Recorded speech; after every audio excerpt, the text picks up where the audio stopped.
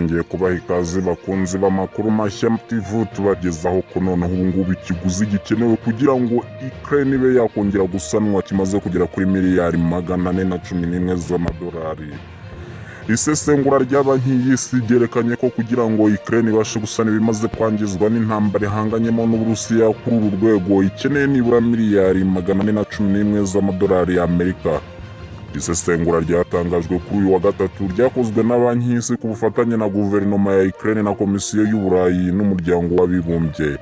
Inagaragaza ko muri uyu mwaka wa 2023 Ukraine izakenera ishoramari rya miliyari 14 z'amadolari zo gusana ibikorwa by'ingenzi bitandukanye.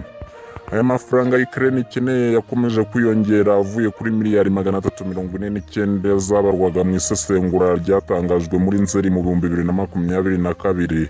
Iyi ntambara y'Uburusiya na Ukraine yatangiye muri Gashyantare mu 2022 igira ingaruka nyinshi zirimo isenyuka ry'ibikorwa remezo n'izamuka ry'ibiciro by'ibiribwa ku isi.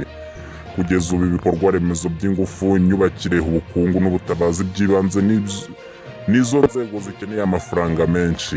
Izi miliyari 411 zikenewe ni inshuro 2.6 by'umusaruro mbumbe Ukraine igenekereza ko yari igezeho mu 2022.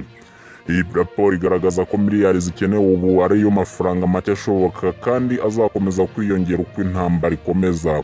Iyi ntambara imaze gushyira abaturage basaga miliyoni 7.1 munsi y'umurongo w'ubukene, umubare wasubije inyuma intambwe zatewe mu myaka 15 mu bijyanye n'iterambere.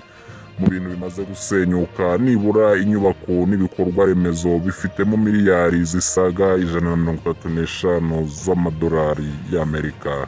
Amakuru mashya TV, kanda handitse subscribe niba utarabikora, uraduteye inkunga yo kujya tukugezaho amakuru mashya buri gihe.